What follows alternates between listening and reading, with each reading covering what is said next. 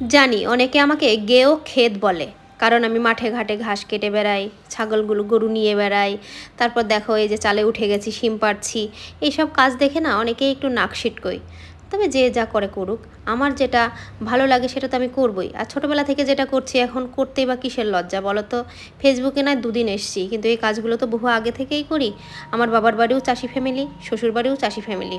বর চাকরি করে, ঠিক আছে, তাতে কি আছে? বর চাকরি করে বলে কি এইগুলো করা যাবে না? এটা আমায় কখনোই মানি না যে এগুলো করা যাবে না, আমার ভালো লাগে করতে। এই দেখো চালে উঠে পড়েছি, দুই যা মিলে শিম পাড়ছি। এই শিমগুলো এখন বাজারে দেওয়া হবে, আজকে না, মানে পরের দিন দেওয়ার জন্য আজকে বিকেলবেলা দুজনে আমরা এই শিমগুলো পাড়ছি। তো ভীষণ এনজয় করে এগুলো পারছি, আমার তো ভালো লাগছে, কিন্তু অনেকের আবার ভালো লাগে না। অনেকে আবার বলে গেও ক্ষেত, শেষে মাঠে ঘাটে ঘুরে বেড়ায়। সে যা বলে বলুক, আমার তো ভালো লাগে। আর আমার মতো তোমাদের কার কার ভালো লাগে গো? আর দেখেছো আমাদের শিম গাছটা কত সুন্দর হয়েছে, মানে এত শিম ধরেছে, যে কেউ দেখলেই তার মানে শিম খাওয়ার থেকে তোলার জন্য লোভ হবে।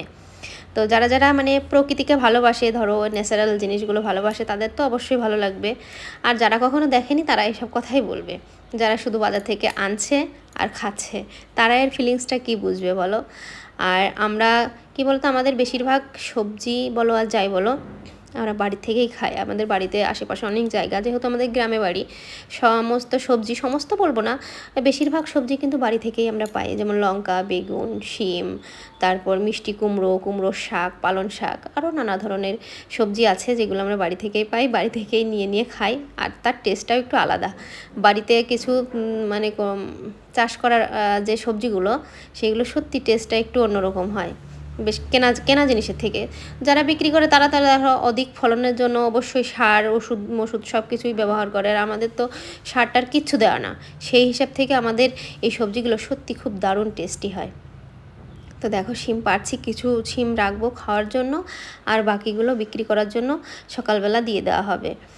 তো দেখো চালে উঠে পড়েছি, এই যে পাশে মই আছে, মই দিয়ে চালে উঠেছি। আর শিম গাছটা এত ভালো হয়েছে, রাস্তা দিয়ে যে যায় সেই শুধু এই শিম গাছের দিকে নজর দেয়, বলে এত সুন্দর শিম গাছ হয়েছে। আর ধরেওছে প্রচুর। তো দুজনে মিলে তুলছি, প্রায় এক ব্যাগ হয়ে গেছে। এখন নেমে যাব, প্রায় সন্ধে লেগে গেছে, আজকে একটু উঠতে উঠতে দেরি হয়ে গেল। তো এর আগেও একবার পেরেছি, সেটা তোমাদের দেখানো হয়নি, তো ভাবলাম আজকে একটু শিমগুলো পারি আর তোমাদের সঙ্গে শেয়ারও করি। তো কারা কারা আমার মতো এইরকম এইসব কাজগুলো করতে ভালোবাসো অবশ্যই কিন্তু জানিও। আর যারা আমাকে ভালোবাসো তারা তো জানি ভালো ভালো কমেন্ট করবে, আর যারা আমাকে পছন্দ করো না তারা তো জানি ভালো কমেন্ট করবে না।